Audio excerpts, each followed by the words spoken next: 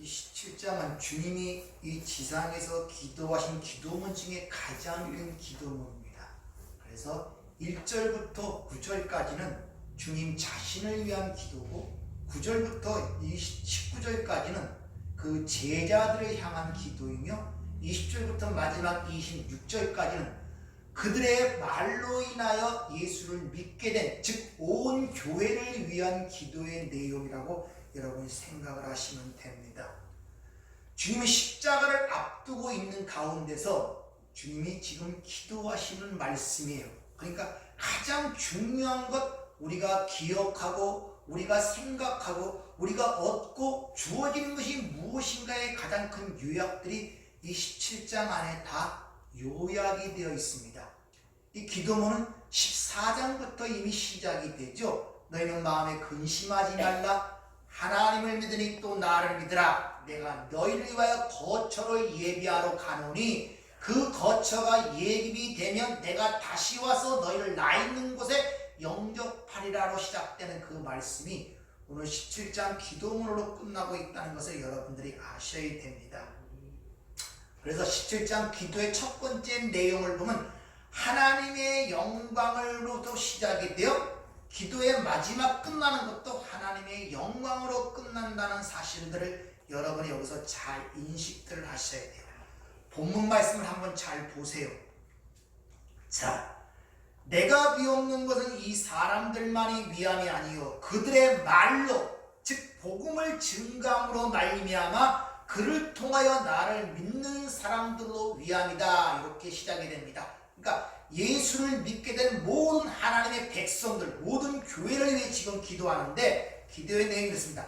아버지여, 아버지께서 내 안에 내가 아버지 안에 있는 것 같이 그들도 하나가 되게 하기 위함이라는 것입니다. 그 하나라는 의미를 어떻게 설명하냐면은 아버지가 내 안에, 내가 아버지 안에 있는 것 같이, 그래서 나를 본 자는 아버지를 보았다. 나와 아버지는 하나라고 주님 말씀하시죠. 그렇게 하나가 되기 위해서란 말입니다. 그럼 어떻게 하나가 되느냐? 그 하나에 대한 얘기를 이미 여러 번에 걸쳐서 여러분들에게 말씀을 드렸습니다. 뭐 몸이 똑같아진다는 것이 아니죠. 뭐가 하나가 된다? 목표가 하나. 마음과 뜻과 계획이 하나가 된단 말이에요. 아, 네. 그렇게 되기 위해서 지금 기도하시는데 22절을 보세요. 내게 주신 영광을 그들에게 주었사오니, 그렇게 하나가 되게 하는 방법을 어떻게 얘기하느냐? 아버지께서 그 아들 예수에게 주신 영광을 또한 그들에게 내가 주었다는 것입니다. 그러면서 그 이유가 뭐냐? 우리가 하나가 된 것 같이 저희도 하나가 되기 위해서, 그러니까 하나가 되기 위해서는 아버지께서 그 아들 예수에게 주신 영광을 내가 그들에게 주어야만이 하나가 된다는 거예요. 근데 내게 주신 영광을 그들에게 주었다는 요 말이 앞절 1절 17장 8절에 보면 내가 그들에게 아버지의 말씀을 주었다 그래요. 여기는 내게 주신 아버지의 영광을 주었다 그러고, 그러니까 아버지께서 주신 말씀이나 아버지께서 그에게 주신 영광이나 같은 의미를 갖고 있단 말입니다. 이걸 잘 염두에 두시길 바랍니다.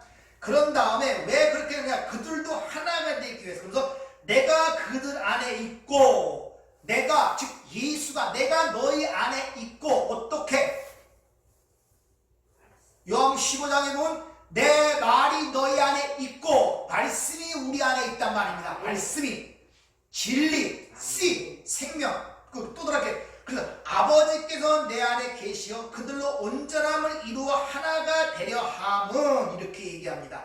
내 말이 너희 안에서, 너와 내가 하나가 되는 것은 아버지께서 내 안에 계셔서 그들을 온전하게 이루기 위하여, 완성시키기 위하여 그것을 하나가 되게 한다. 뜻과 계획과 목적이 하나가 되게 한다, 이런 말이에요. 그러기 위해서 내가 너희 안에 있다, 즉 내 말이 너희 안에 있다, 내게 주신 영광을 그들에게 주었다, 이런 말씀의 의미란 말입니다. 그렇게 되면 아버지께서 나를 보내신 것과 나를 사랑하신 것 같이 그들도 사랑하신 것을 세상에 알게 하라니라. 즉 아버지께서 나를 보냈다 말은 바로 내가 유일하게 하나님께로 가는 길임을 그들이 알고 깨닫게 된단 말이에요. 근데 그런 것을 통틀어서 아버지의 사랑한 것이라고 이렇게 표현합니다. 있다는 것입니다. 사랑. 그러면서 아버지여 내게 24절 내게 주신 자도 나 있는 곳에 함께 있어. 그 앞에 그 모든 것들은 어느 때 어디서나 알아보는 것이 아니라 나 있는 곳에서만이 아버지께서 내게 주신 영광을 받고 알아보게 되고 그 목적과 그 사랑을 깨닫게 된단 말이에요. 나 있는 곳에 있어야. 오늘 핵심 내용이 바로 거기 있는 거예요. 나 있는 곳에서만이 그 아버지가 아들에게 주신 영광을 받게 되고 보게 되고 알게 되고 사랑을 알게 된단 말이에요. 나 있는 곳에. 신앙생활에 가장 우리가 주신 것을 누리지 못하고 깨닫지 못하는 이유 중에 하나가 바로 나 있는 곳에 거기에 창념치 못하기 때문에 그래요. 세상에도 보지 못하는 아버지의 영광을 어떻게 볼 수 있냐? 나 있는 곳에, 예수님이 있는 곳에 거기서만이 그 영광을 보고 그 사랑을 알 수 있다고 지금 주님이 그렇게 기도하시는 모습을 우리에게 보여주고 있는 것입니다. 자, 그러면 그곳에 예수님이 계신 그곳에 들어가야만이 그 영광을 보게 되고 알게 되고 사랑을 깨닫게 되고 하나가 된단 말입니다. 그럼 예수님이 계신 나 있는 곳이 지금 여기서 어디를 뜻하겠습니까? 이미 앞절 요한복음 14장에서 내가 너희를 위하여 처소를 예비하면 다시 와서 너희를 내 있는 곳에 영접하여 나와 함께 있으리라. 그 처소를 얘기하고 있단 말입니다. 지금 어디겠습니까? 네? 예수님이 지금 어디 계십니까?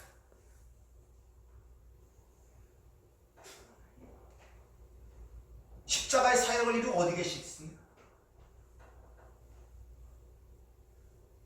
몰라요? 어디 계신지?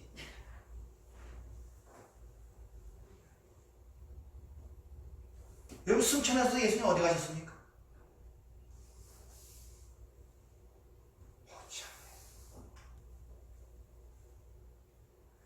예수님이 승천하실 때 어떻게 승천하셨어요? 영으로 승천하셨습니까?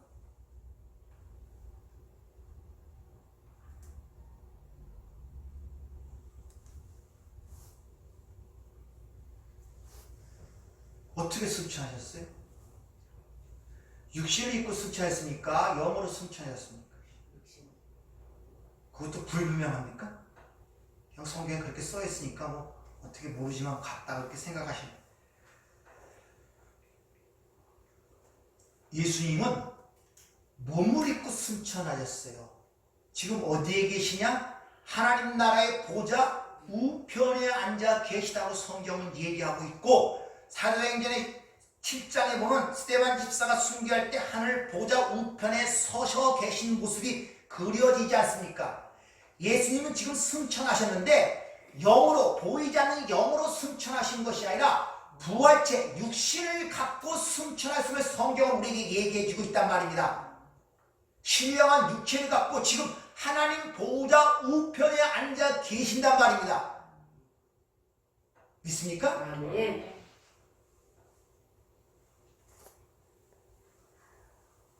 자, 그러면은 지금 여기서 나 있는 곳이라는 것이 어디를 얘기하는 거겠습니까? 하나님 보좌 우편에 앉아 계시다는 말이 뭡니까? 하나님 나라에 계시단 말이에요. 이거 불확실한 거예요. 전부 다 믿는 바가 뭔지를 모르는 거예요.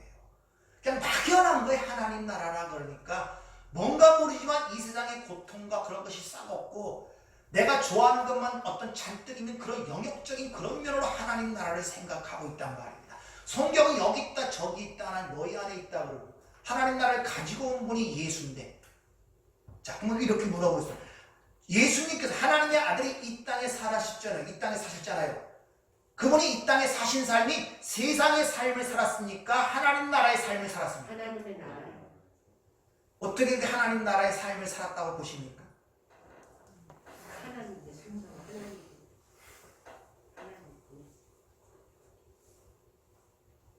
그 수치와 고난과 모욕과 조롱당하는 삶을 살았는데 어떻게 하나님 나라의 삶을 살았다고 여러분 생각하십니까? 그 이유가 뭐예요?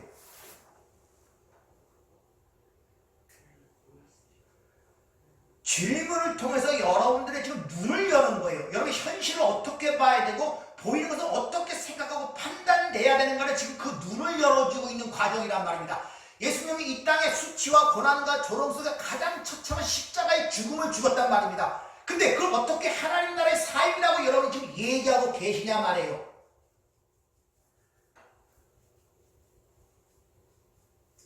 답은 맞는데 왜 그게 그렇게 보이냐 이거죠. 그게 어떻게 하나님 나라의 삶이라고 여러분 인식 속에 됩니까?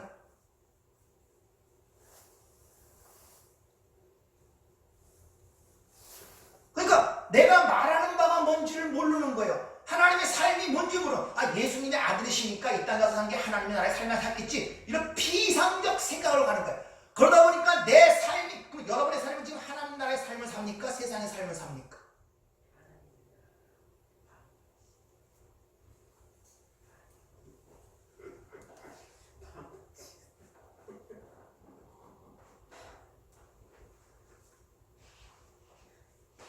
그러니까 많은 예수를 믿어서 혼동이 돼요. 지금 나 있는 곳은 하나님 나라를 얘기하고 있어요. 내가 누차 말씀드렸지만 성경에서 바실레이아, 하나님 나라는 것은 어떤 시간적, 공간적 영역을 얘기하는 것이 아니라 하나님의 통치가 이루어지는 곳이 하나님 나라라고 누차 여러분에게 강조의 말씀을 드렸죠. 그러니까 하나님의 통치 아래에 있는 모든 것은 다 하나님의 나라입니다. 아멘. 있습니까? 아멘. 자, 그러면 이 세상에서 하나님의 통치가 이루어지지 않는 곳이 어디입니까? 지금 이 세상이 하나님의 통치 아래 가고 있습니까? 통치가 없이 가고 있습니까? 하나님의 통치 아래 다 가는 그러면 다 이 세상이 하나님 나라겠네요? 논리가 그렇잖아요. 맞습니다. 하나님의 통치를 벗어나 존재할 수 있는 피조물은 하나도 없어요. 그러면 이 모든 게 하나님 나라의 통치를 받고 있는 하나님의 나라란 말입니다. 문제는 뭐냐? 거기서 그 하나님의 나라를 보고 사는 자가 있고 자신의 힘으로 산다고 생각하는 자가 있고, 이게 죽은 자의 산 자의 차이예요. 그 사람의 행동과 행위의 문제가 아니라 그 사람이 그것을 어떻게 보냐의 문제란 말입니다. 산 자는 이 세상에 하나님의 통치 아래 있음을 보고 살아가는 자고, 이게 산 자예요. 하나님의 쓰고, 반대로 그렇지 못한 자는, 소경된 자는 이 세상에 마치 인간의 힘으로 운행이 되고 살아가는 것처럼 보고 살아가는 자들. 이 차이가 산 자의 죽은 자의 차이란 말입니다. 왜 예수님이 이 땅에서 하나님 나라의 삶을 살았냐? 예수님은 이 땅에서 한 번도 하나님의 명령을 어긴 적이 없이 하나님의 통치 아래 살았기 때문에 하나님의 나라를 산 거예요. 그게 세상적인 시각에서는 수치와 조롱과 고난과 십자가의 삶이었단 말입니다. 일반적 세상적 개념으로는 그것이 어떻게 하나님 나라의 삶이라고 얘기할 수 있는 반문이 생길 수밖에 없는 거예요. 그게 분명치 않으니까 여러분의 삶이 하나님의 통치 아래 살아가고 있음에도 불구하고 하나님 나라가 안 보여요. 안 보여요. 내 삶이 이해가 되질 않아요. 아니, 예수님은 그런 수치와 모욕과 십자가의 삶을 살아가는 하나님의 나라의 삶이라고 얘기하면서 내 삶은 그렇게 보이지 않는단 말입니다. 왜? 고통과 힘들과 어려움이 있기 때문에 내가 생각하는 하나님 나라는 그런 게 전부 다 없어야 되는 것이 하나님 나라고 생각하는 개념을 갖고 온단 말입니다. 그러니까 자기가 얘기한 바가 뭔지를 이해할 수도 없고 설명할 수도 없고 피상적이란 말이에요. 신앙이, 지식이. 그러니까 보는 눈이 없는 거예요. 예수님이 이 땅에서 한 번도 하나님의 명령을 벗어나서 산 적이 없기 때문에, 그래서 그분을 죄 없는 자라고 하는 것입니다.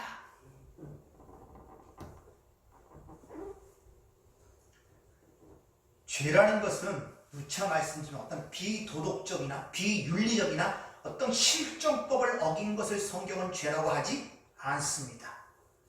죄 없는 자라는 것은 하나님의 뜻과 계획을 이루는 과정 속에서 한 번도 어긋난 적이 없는 삶을 죄 없는 자의 삶이라고 하는 거예요. 그래서 그 목표와 관역을 벗어난 것을 죄, 하마르티아라고 표현하는 것입니다. 아버지와 나는 하나라 그러고 나를 본 자는 아버지를 보았다고 이야기를 하는 것입니다. 그 예수님이 이 땅에서 세상으로 볼 때는 하나님의 진노와 저주 아래 산 것처럼 보이지만 그게 실제 하나님의 나라, 하나님의 통치 아래 하나님 말씀에 순종하는 삶을 살았다는 거예요. 그래서 주님은 자신을 진리라고 이야기하시는 이유가 바로 거기 있는 것입니다. 따라서 죄가 있냐 없냐 하는 것은 세상적 어떤 윤리, 도덕적, 사회법적으로 판단하는 것이 아니라 하나님께 순종했느냐 안 했느냐에 의하여 죄가 있느냐 없느냐가 판단된다는 것을 아셔야 돼요. 따라서 하나님의 통치에 순종하는 하나님의 백성과 그 하나님과 교제하는 그것이 바로 하나님의 나라인 것입니다. 여러분이 지금 하나님과 교제 가운데 있다면 여러분이 하나님 나라를 살고 있는 거예요. 바로 그 하나님의 나라의 삶, 그 하나님 나라로 지금 여러분들을 예수님께서 초청을 하고 있단 말입니다. 그런데 그 하나님 나라의 삶이 예수님이 이 땅에 살아가신 것처럼 그런 하나님의 나의 삶이 인간의 힘으로는 되지 아니하고 인간의 시각과 생각으로는 그게 분별되지 않기 때문에 감춰져 있기 때문에 지금 아버지께 기도하는 거예요. 그들이 그 인지하고 자각하고 알고 할 정도면 뭘로 기도하겠습니까? 그래서 이 기도가 주님이 십자가 지시기 전의 기도였잖아요. 지금 이 기도가 응답이 됐습니까? 안 됐습니까? 응답이 됐잖아요. 이미 십자가 상으로 모든 걸 완성하고 이루셨는데 텐테로스타이 다 이루었다. 남김없이 빠짐없이 온전히 완성이 되었다 선언했는데 이미 이 기도가 응답이 됐다니까요. 그럼 지금 우리는 그 예수가 있는 곳에 함께 있다는 사실이에요. 근데 여러분의 눈에는 그게 안 보이잖아요. 에베소 2장 6절에 보면은 함께 일으키사 54개 일의 과거입니다. 그리스도 예수 안에서 함께 하늘에 앉히신 바 되었으니 쉰데카티센 과거의 정 이미 예수와 함께 하늘 보좌에 앉힌 바 되었다고 얘기를 하고 있단 말입니다.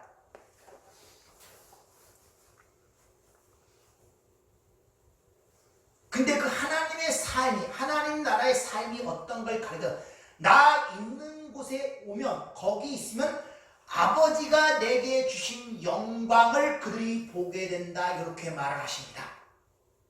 그러니까 아버지께서 예수께 주신 하나님의 그 영광, 그 예수의 영광과 하나님 나라의 삶을 밀접한 관계가 있다는 거예요.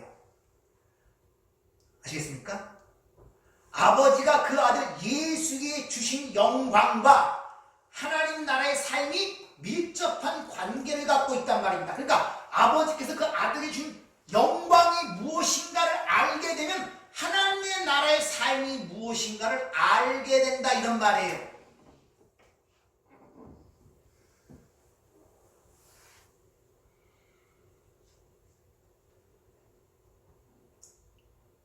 그럼 그 하나님 나라의 영광, 하나님이 그 아들이 주신 영광, 자 이것을 좀 이 세상에서 하나님이 이렇게 도구로 사용하여 설명하는 것들을 통해서 한번 살펴보죠. 구약에서 하나님의 영광과 하나님의 현현이 나타났던 장소가 어디입니까?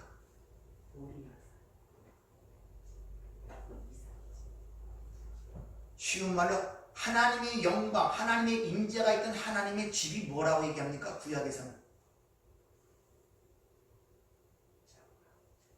성막, 성전, 장막 이렇게 있잖아요.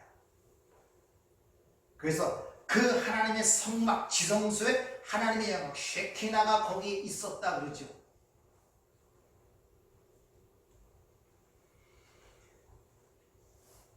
그래서 그 성막은 인간이 하나님을 섬기기 위하여 요리조리 만들어낸 물건이 아니라 출애굽기 25장 9절을 보면 무릇 내가 내게 보이는 모양대로 장막을 짓고, 이게 성막이라는 뜻이란 말입니다. 기구들도 그 모양대로 따라 지을지니라.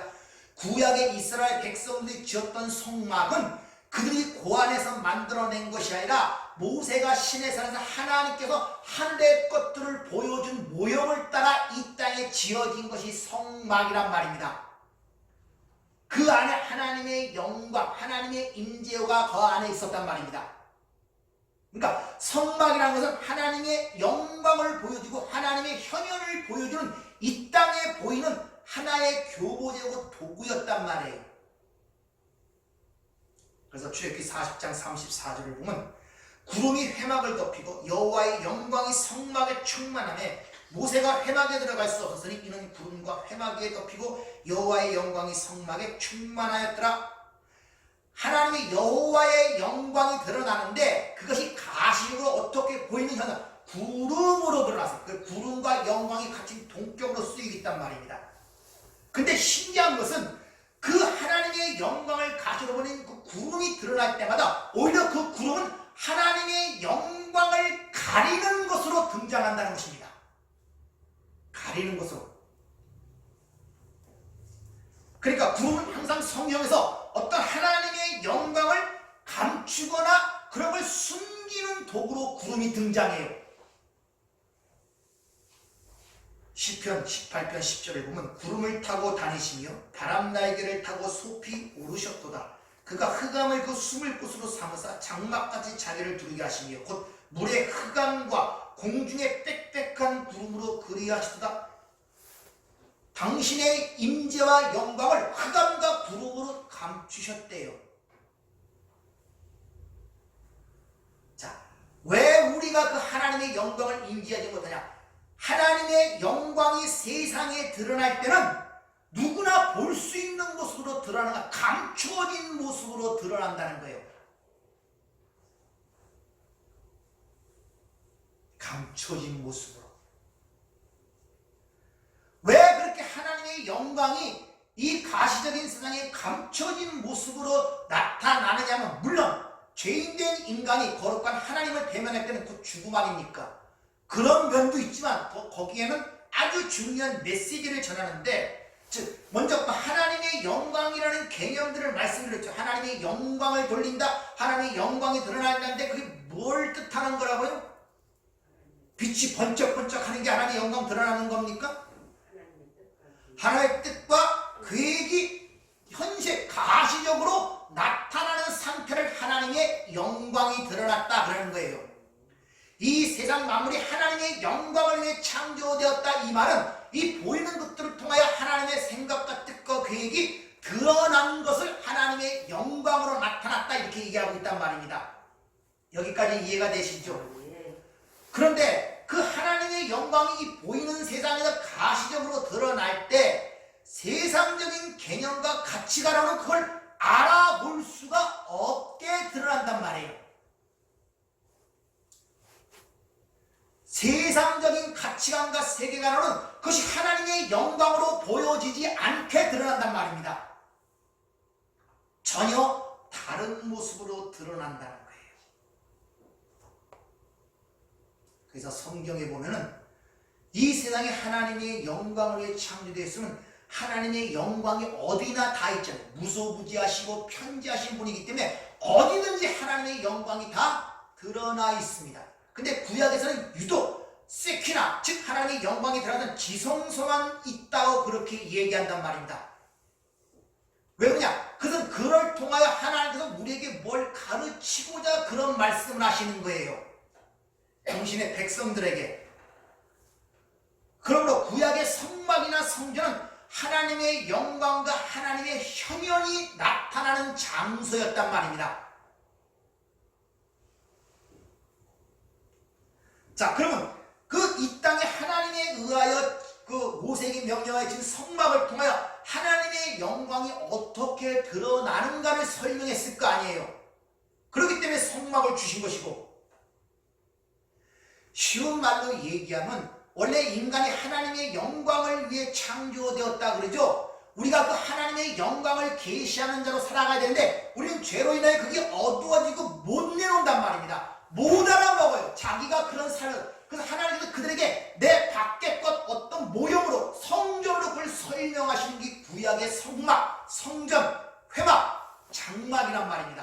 그러면 그 성막과 장막을 통하여 하나님의 영광이 무엇인가를 설명한다는 내용이네요.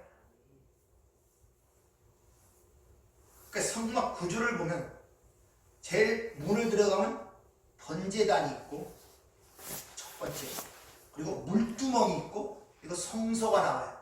성소 안에 들어가면 떡상과 향단과 등대가 있고, 거기 휘장이 가려 있고, 그 다음이 지성소입니다.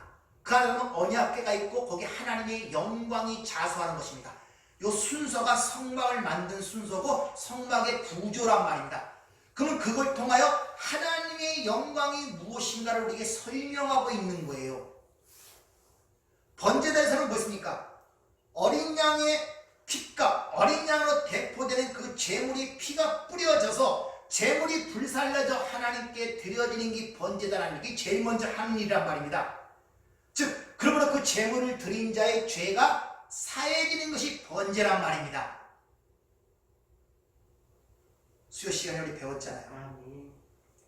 자, 그렇게 하나님의 백성들은 하나님의 영광, 하나님의 임재까지 도달한 첫 번째 과정이 번제단을 거쳐야 돼요. 이걸 또 다르게 하나님께서 어떻게 설명하느냐? 너들이 약속의 땅에 도달하기 위해서는 제일 먼저 이 세상이라는 곳을 나와야 되는데 뭐로부터 시작이 됩니까? 6월절 어린 양으로부터 시작이 되죠. 자, 이 보이는 성막 안에 뭘 담고 있는가를 지금 여기가 설명하는 거예요. 그것을 또 다른 곳으로 또 다른 곳으로 계속 거예요. 성막이 이스라엘 그 구속 출애굽을 얘기하고 출애굽이 함축된 예수의 삶 속에서 보여지는 거란 말입니다. 같은 걸 계속 반복하여 우리에게 지금 설명하고 있단 말입니다. 자, 번제단이 지나면 그 다음에 뭐가 있다 그랬습니까? 물두멍. 물두멍은 제사장들이 성소에 들어가야 손과 발을 씻는 곳이에요. 그럼 이스라엘 백성들이 어린 양으로부터 출애굽하여 나와서 뭘 건너게 됩니까? 홍해를 건너게 되죠. 근데 고린도 10장 2절에 보면 이스라엘 백성들이 홍해 건너는 사건을 세례 사건이라 그래요. 죄시즘. 거기 물두멍이란 말입니다. 거기 또 다른 모습이 그것이.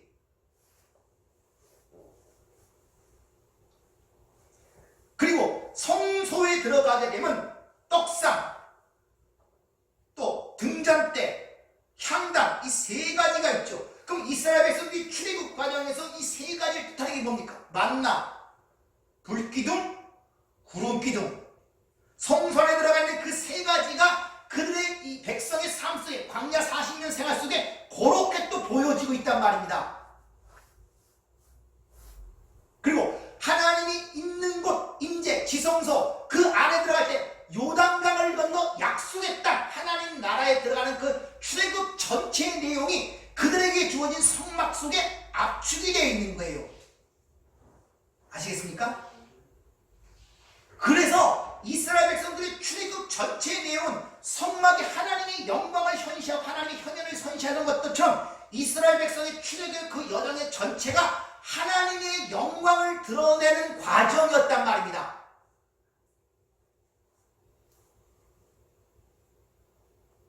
그 이스라엘 백성들의 출애굽 여정이, 아니, 출애굽을 통해서 하나님의 영광이 어떻게 드러납니까? 하나님의 뜻과 계획이 어떻게 드러납니까? 신명기 8장에 이제 사람이 떡으로만 사는 것이요 여호와의 나는 모든 말씀으로 사는 줄을 너희가 알게 돼 이 광야 40년을 걷겠다고 해서 무슨 말이냐? 그 출애굽의 여정 속에서 그 이스라엘들이 항상 배역하고 하나님을 배반하고 범죄하는 것과 대조하여 하나님이 그들에 대한 은혜와 사랑과 오래 참으심과 그들의 하나님 열심히 하여 마침내 그들의 그 가나안 땅까지 인도하는 그 과정을 통하여 하나님의 영광을 드러냈단 말이에요. 우리는 하나님께 어떤 영광을 드린다 나타난다면 우리 어떤 행위와 그런 걸 통하여 하나님께 드려지는 걸 영광을 드렸다는 것인데, 우리는 하나님의 영광을 드러내는 존재와 도구로 살아가는 것이지, 우리가 하나님의 영광을 드러내는 존재로 살아가는 것이지, 내가 어떤 일을 행하여 하나님께 영광을 돌리는 존재가 되어져 가는 것이 아님을 여러분들이 아셔야 돼요. 이게 인정이 안 되니까 여러분의 삶에 고통이 오고 신앙의 분별이 오질 않는 거예요. 자꾸 뭘 해서 하나님께 영광을 돌리려고, 열심히 뭘 해서 돌리려고, 내 믿음이 성장해 영광 돌리고, 내 사업이 부해서 벌어서 영광 돌리고, 전도를 해서 영광, 아니란 말입니다.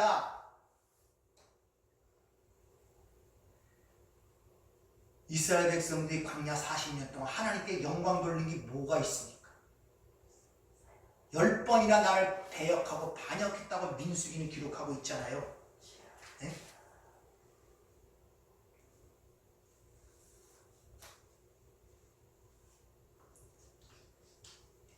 출애굽 사건 광야 40년을 보면 이스라엘 입장에서는 실패 사건이에요. 왜? 애굽에 나온 자들이 다 거기서 죽었기 때문에. 징계의 연속이었고 하나님의 책망의 연속이었단 말입니다. 그러나 바로 그러한 과정이 성막을 통하여 보여주듯이 하나님의 영광이 드러나는 장소였단 말입니다.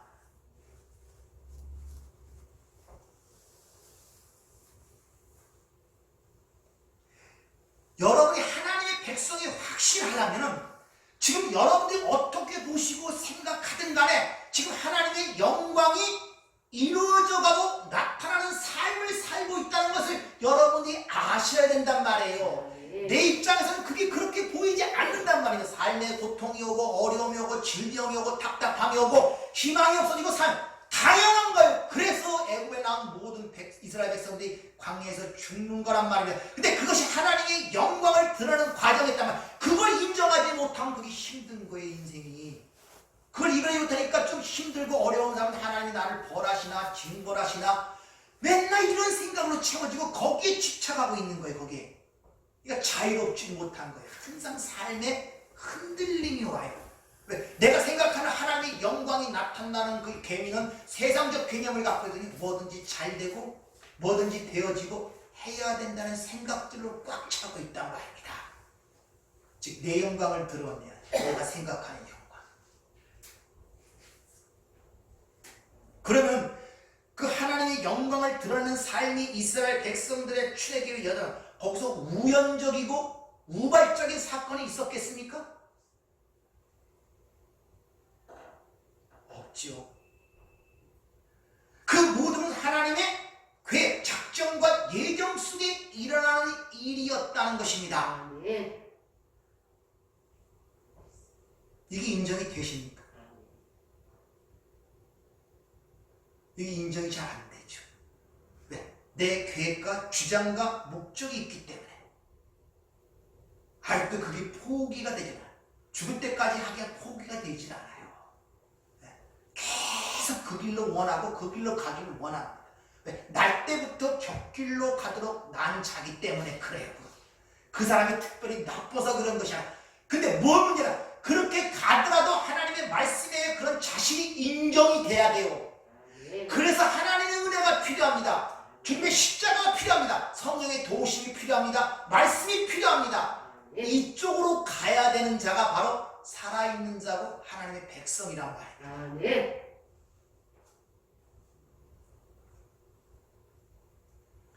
이사야 43장 7절은 분명히 얘기를 합니다. 내 이름으로 불려지는 모든 자, 곧 내가 내 영광을 위하여 창조한 자를 오게 하라. 내가 그를 지었고 그를 내가 만들었느니라. 이같이 모든 인간은 하나님의 영광을 위해 창조했다고 분명히 우리에게 일러주고 있단 말입니다. 그렇게 그걸 인식하고 그 영광을 드러내는 상태를 영생이라고 하는 거예요. 그래서 모든 사람이 죄를 범하였으며 하나님의 영광에 이르지 못하였다는 말이 바로 거기란 말이에요. 그걸 이해하고 깨닫지 못한 자들은 여전히 자신의 힘으로 자신의 목적을 자신의 뜻대로 내가 하나님처럼 살아가는 모든 삶, 실제로 그 뒤에 하나님의 영광을 위해 존재되고 살아가는 삶임에도 불구하고 이게 소경된 자와 눈을 뜬 자의 차이고 지옥과 천국의 차이란 말입니다. 그게 눈을 뜬 자는 세상보다 더한 삶을 이 땅에 살아갈 수가 있어요. 예수처럼 비난과 좋은 일을 해고도 욕먹고 비난과 조롱과 수치와 처참한 십자가의 죽음을 그 죽는 삶을 살아가면서도 그 눈을 열어 하나님의 영광을 이루는 삶을 아는 자들은 기쁘게 그 길을 가고 순종하며 그 길을 가는 자, 그 살아있는 자, 하나님의 백성의 모습이란 말입니다. 눈이 열리지 않는 자는 어떻게 그걸 그렇게 보겠어요? 못 본단 말이에요. 항상 거기서 요동을 치는 거예요. 따라서 이런 하나님의 영광의 삶이 그들에게 주어진 성막 속에 드러났고 그것이 그 백성들에게 어떻게 드러나를 가리키기 위하여 출애굽이라는 여정을 통해 그 하나님의 영광이 드러났고, 그것을 압축하여 예수라는 삶 속에 그 하나님의 영광이 드러난 거예요. 그래서 주님이 오늘 이 17장 초도에 아들을 영화롭게 하사 그 아버지를 영화롭게 하옵소서라는 기도가 첫 번째로 나오는 거예요. 그래서 주님은 모든 것이 사라지고 모든 것이 벌어진다 하더라도 주님이 나를 혼자 두지 않고 함께 하심을 알았기 때문에 기뻐할 수가 있었던 것입니다. 아멘.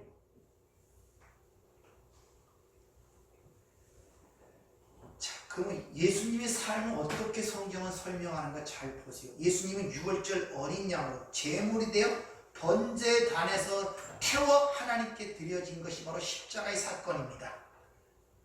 이스라엘 백성들이 유월절 어린 양이 도살됨으로 말미암아 애굽을 나온 것처럼, 그래서 신약에서 예수님의 그런 것을 이렇게 설명합니다. 뭐라고 하냐? 마태복음 2장 14절.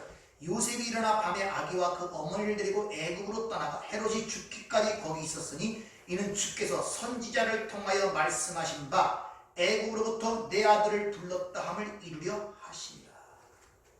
애굽으로부터 내 아들, 출애굽 사건을 지금 말씀하고 있는 거예요. 예수님이 그 삶을 그대로 답습하는, 그러니까 이스라엘 백성들이 애굽으로부터 가나안 땅 들어가는 모든 여정은 이미 예수님의 삶을 예표로 보여주는 것이었단 말입니다. 그리고 예수님은 세례 요한에게 세례를 받죠. 이스라엘 백성들이 모세에 속하여 홍해에서 세례를 받았듯이 마치 번제를 통해서 물두멍에 손발을 씻고 성소에 들어가듯이 다 같은 이야기들을 하고 있단 말입니다. 이런 내용들이.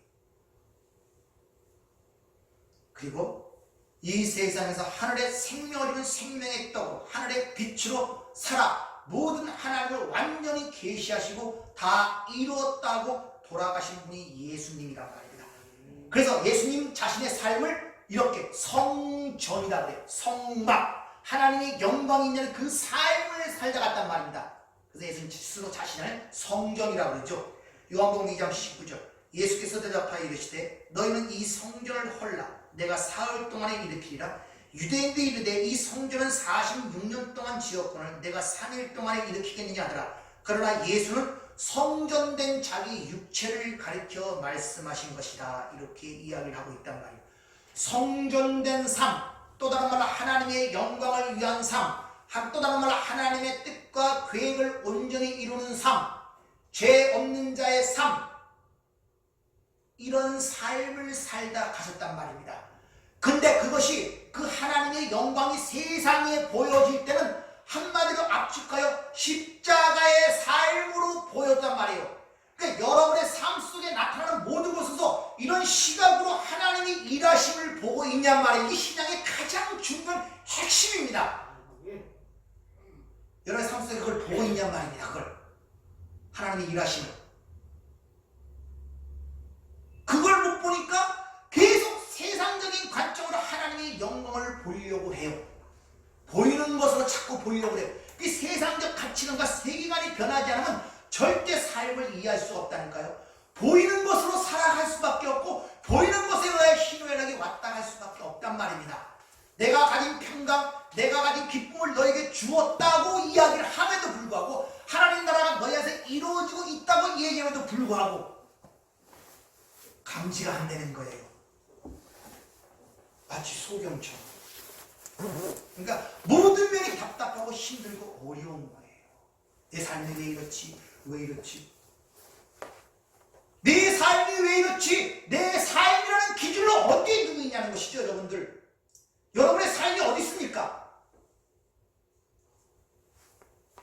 여러분의 삶의 기준을 지금 어디에 두는 거예요? 누가 그 계획을 세웠습니까? 누가 그 기준을 누가 세웠냐 말이에요. 그 기준을 하나님이 그 기준을 세웠으니까 지금 여러분에게 다 우리 내 자신이 세운 기준과 판단에 의하여 그거에 휘둘리고 있단 말이에요. 왜 그것이 안 무너지냐 이거죠. 그러니까 삶이 자유함이 없는 거예요. 계속 얽매이고 쌓이고 어떤 문제가 일어났을 때 그 문제를 바라볼 때 내가 아는 것만큼 하나님의 메시지를 하는 거예요. 어떤 사람을 고통을 야, 저 사람 힘들고 아프다. 그럼 그 정도에 그거 세상적 관점이에요.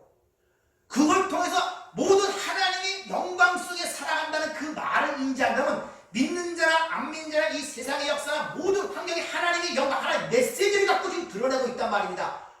그걸 보는 것만큼 자유로운 거예요. 근데 거기서 그걸 보지 못하고 그 사람 내 밖에 것만 보는 거예요. 아, 거기서 안 됐다 이 정도. 그럼 그 정도만 아는 거예요. 그 정도만. 그걸 깨야 된다니까. 그래서 거듭난다 그러잖아요. 새롭게 태어나는. 새롭게 태어나면 새롭게 배워요. 기준도 새롭게 세워야 되잖아요. 판단도 새롭게 해야 되잖아요.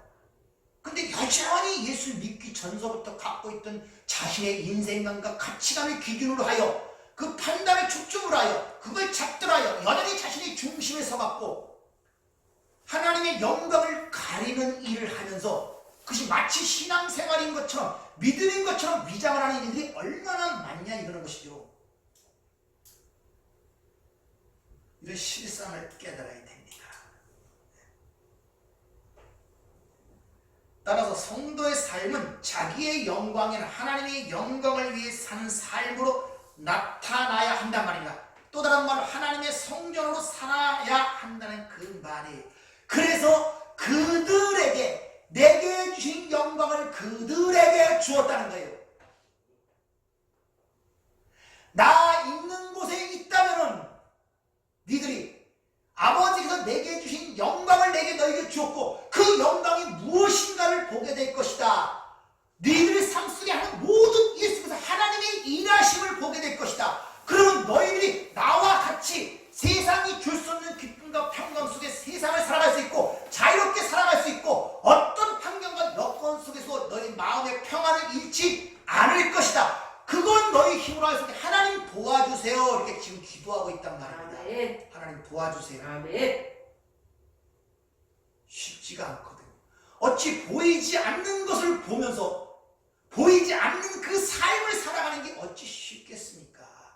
힘들죠.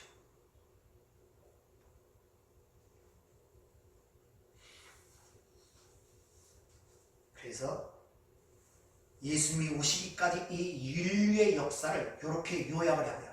신약이 열리면서 마태복음 1장 1절에 뭐라고 했냐? 아브라함과 다윗의 자손 예수 그리스도의 세계라 이렇게 열립니다. 아브라함과 다윗 그리고 예수 그리스도가 오시기 전까지 바벨론 포로 생활과 포로 귀환의 이 모든 것들은 하나의 공통점을 갖고 있어요. 왜 그런 사건이냐? 그것이 바로 성전과 관련되어 있다는 것을 여러분 아십니까? 아브라함은 출애굽하여 성전의 삶을 살아야 할 이스라엘 백성들의 시조입니다. 뿐만 아니라 영적 이스라엘 하나님의 백성들의 영적 아버지고 시조이기도 합니다. 그래서 로마서 4장 16절에 보면은 상속자가 되는 것이 은혜에 속하기 위하여 믿음으로 되나니 이는 그 약속을 모든 후손에게 굳게 하려 하십니다. 율법에 속한 자에게 뿐만 아니라 아브라함의 믿음에 속한 자에게도 그러하니 아브라함은 우리 모든 사람 즉 하나님의 모든 백성들의 조상이라 이렇게 이야기를 합니다. 다윗도 성전의 기초를 넣고 물론 성전을 완성시킨 것은 솔로몬이에요. 다윗은 두 가지의 상징적 의미를 갖고 있는데 하나님의 약속된 백성으로 죽어야 할 옛사람의 상징을 갖고 있어요.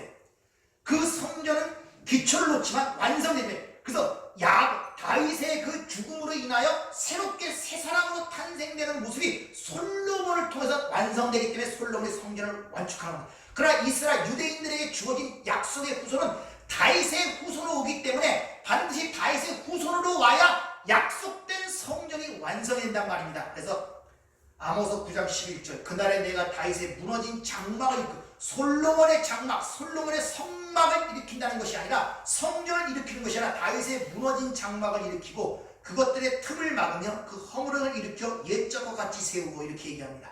그래서 다윗의 후손이 예수 그리스도가 성전을 완성을 시키는 거예요. 그래서 너희들이 졌던 그 솔로몬 왕이 하던 그 성전은 헐라 그러잖아요. 내가 이 성전을 다시 건축한다 그러잖아요. 주님께서. 또 바벨론 포로로 잡혀갖고 그들이 포로 귀환해서 제일 먼저 한 일이 뭡니까?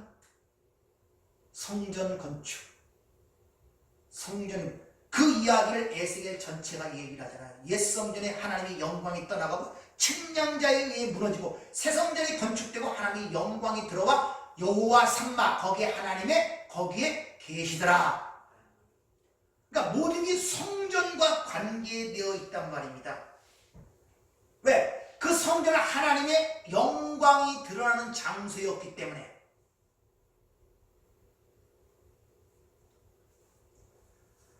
따라서 지금 인류의 모든 역사는 하나님의 영광을 드러내는 세트장이란 말이에요.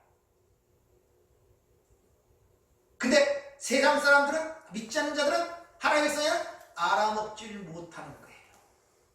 그래서 하나님의 뜻 가운데 쓰임마다 도구다 소멸되는 거예요. 그러나 그 와중에서 하나님의 선택된 백성들은 눈을 열어 그 하나님의 일하심을 보게 만든단 말이에요. 그들이 누구냐? 바로 너희는 하나님의 성전이라고 그러죠. 고린도서 3장 16절 한번 써보겠습니다. 너희는 너희가 하나님의 성전인 것과 하나님의 성령이 너희 안에 계시는 것을 알지 못하느냐? 누구든지 하나님의 성전을 더럽히면 하나님이 그 사람을 멸하시리라. 하나님의 성전은 거룩하니 너희도 그러하니라. 자, 너희가 하나님의 성전이다 하는 그 말은 또 다른 말로 성전은 뭐가 있는 데다? 하나님의 영광이 있는 곳이란 말이다. 그러니까 너희가 성전이라면 너희는 하나님의 영광을 나타내는 존재라 이런 말이에요. 하나님의 일하심을 드러내는 존재란 말입니다. 그래서 내가 거룩하니 너희도 거룩하라 그러죠. 그러니까 그렇게 위하여 너희는 세상에서 분리가 되어 하나님께로 떼어진, 하나님께로 헌신된 자들이란 말이에요. 그럼 여러분 속에서도 그 하나님의 일하심을 봐야 되잖아요. 내가 생각하는 판단과 내가 생각하고 계획하는 것들이 드러내는 삶이 아니라 내 삶 속에서 하나님의 일하심을 봐야 되잖아요. 예수님처럼 수치와 고난과 그 모든 것이 하나님의 영광을 위함을 알고 있었기 때문에 자신도 육신이 가진 자로서 그것 때문에 하나님께 기도하잖아요. 그게 힘든 일을 알기 때문에.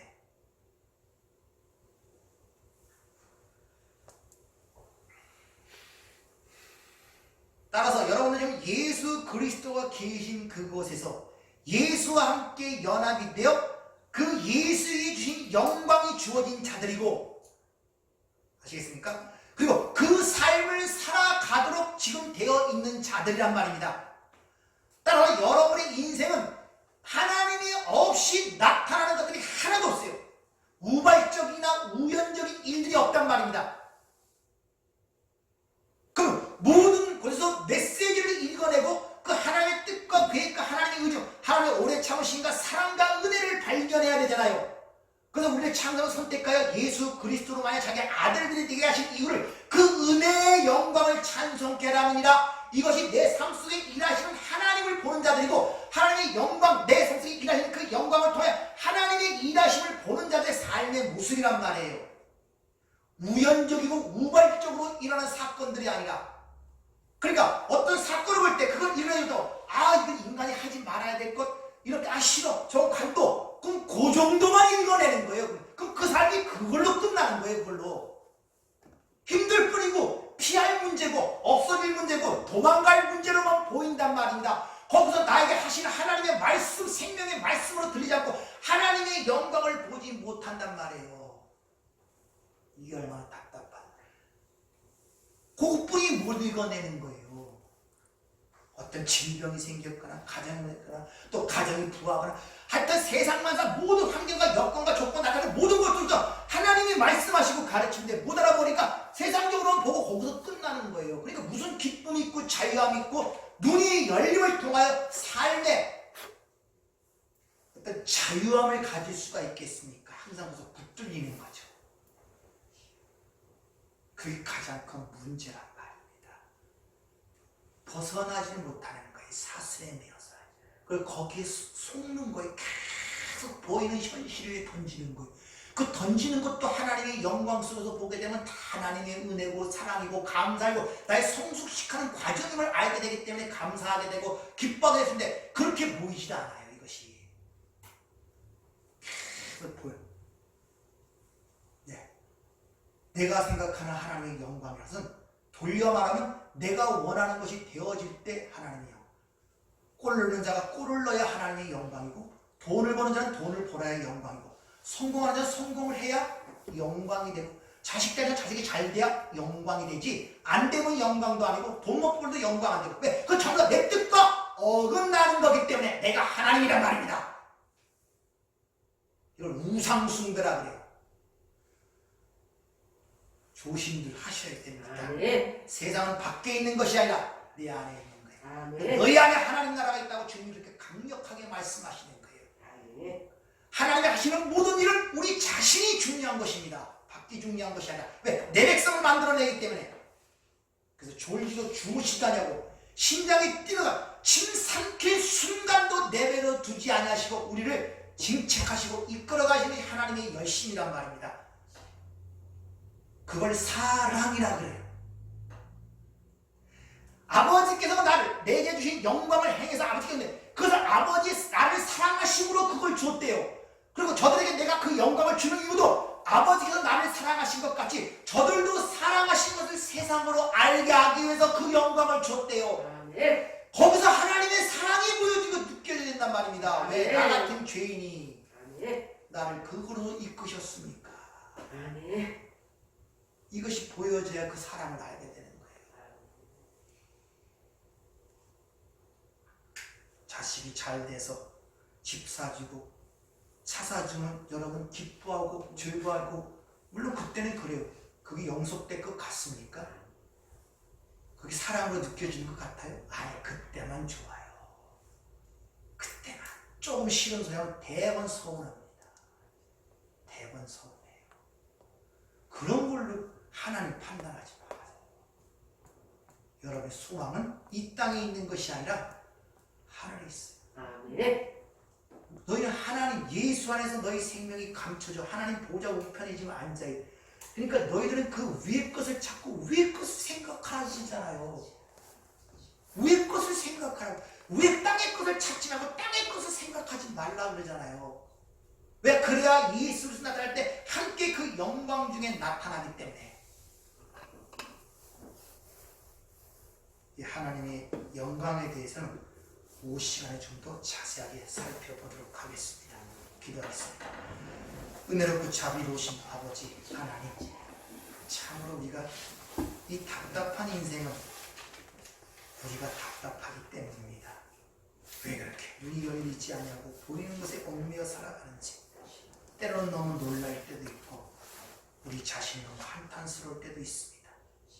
그 하나님의 아들이 이 땅에 오셔서 모든 걸 완성시켜 주셨건만 왜 우리는 그것을 감지하지 못하고 우리의 주신 자유와 기쁨을 누리지 못하는지 어리석은 저희들 오늘 주의 말씀을 통해 깨닫게 되었나이다.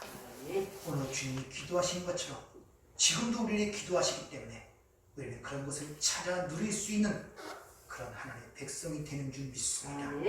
아버지 오늘의 말씀을 통하여 우리 눈을 어둡게 하는 모든 장애물들을 제거해 주시고 모두 이 땅에서 그 하나님의 영광을 보며 그 기쁨을 찬양할 수 있는 저희가 될 수 있도록 축복하여 주시옵소서.